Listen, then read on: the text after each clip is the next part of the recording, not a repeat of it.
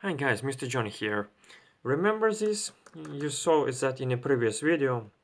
It is my inductance capacitance meter, LMC. It is a rather nice device and in which I used a 12 volt relay instead of a 5 volt relay, and I mentioned that in my previous video, and one of you actually got interested in how I do that. How I make a boost converter which has two output rails, not only 5 volts for the microcontroller bits and bobs, but also a higher voltage rail to drive a 12 volt relay, which you normally can't. So first of all, let me show you the schematic which I found on the web. So here is that schematic. As you can see, it is very generalized and simplified, god damn it. Anyhow, here you have two schematics, two little circuits. This one on the top shows you how you can add a negative auxiliary voltage source and voltage rail, sorry.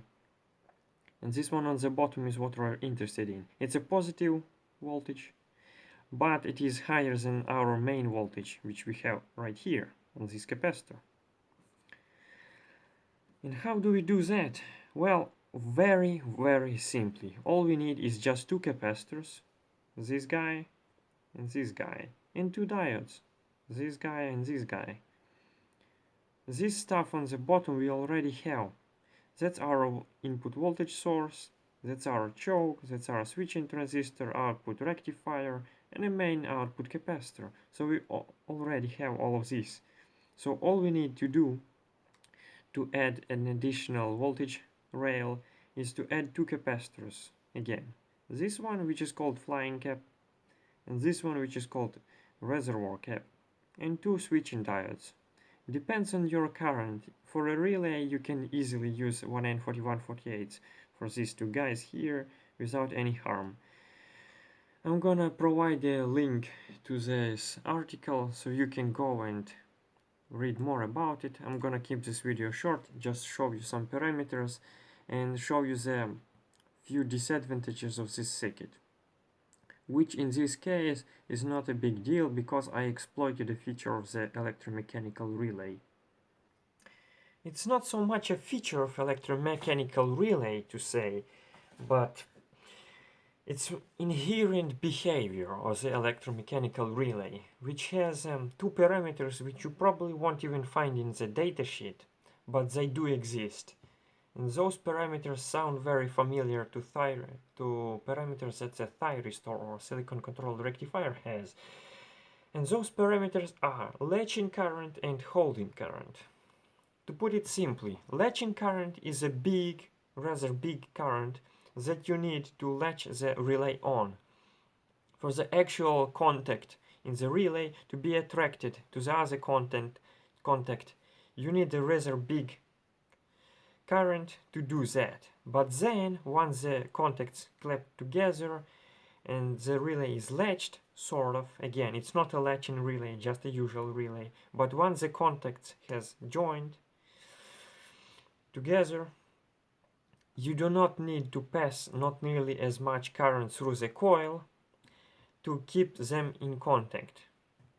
It is not an advised method of using what I tried to make the video short and make spelling errors. Basically, what I wanted to say, I do not advise you to do that in a circuits where you have rather chunky currents, like a few amps, tens of amps or something like that, switched by the relay. But you can safely do that in circuits like this, where the relay is really switching only small signal stuff. Why I don't advise you to do that in high power situations? Because even though the contacts still mated together, they may not be joined together very much, and the contact resistance might be rather high, which will cause to power loss and the thing heating up inside it, and it will get ugly. So, disadvantage of this charge pump, as you saw, which is very easy to implement, just two diodes, which you can see right there. just two diodes. Let me focus on it. These two small diodes are the diodes of the charge pump. This is a flying cap, this is a reservoir cap. Flying cap in my case is, as you can see, 10 microfarad 25 volt. The reservoir is 470 16 volt. Now this little charge pump is also a voltage doubler, so the output voltage that you're gonna get is gonna be twice of that you have on the main output of the boost converter. But the disadvantage comes here. This thing is not regulated by any means.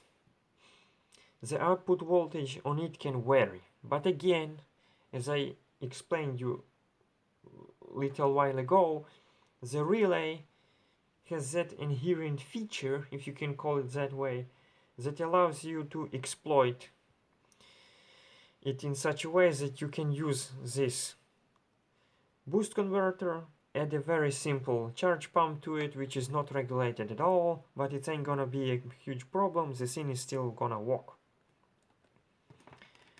So now I'm gonna switch it on. I'm gonna show you two modes.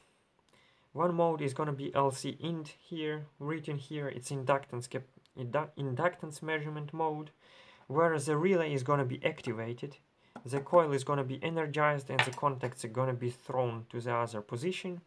And I'm gonna show you the capacitance measurement mode, in which the relay coil is gonna be ain't gonna be energized, and we will see that the voltage here, which is the output of the charge pump, this yellow wire,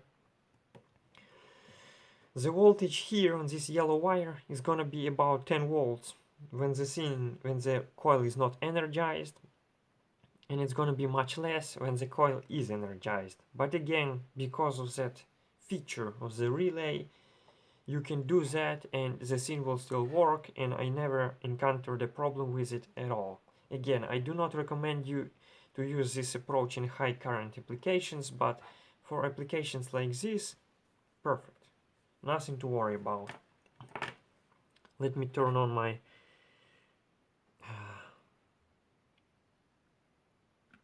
kind of forgot which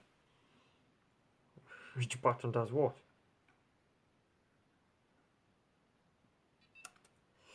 Yes, I did not fix that button yet. Let me switch it first to capacitance measurement mode. You can see here LC cap,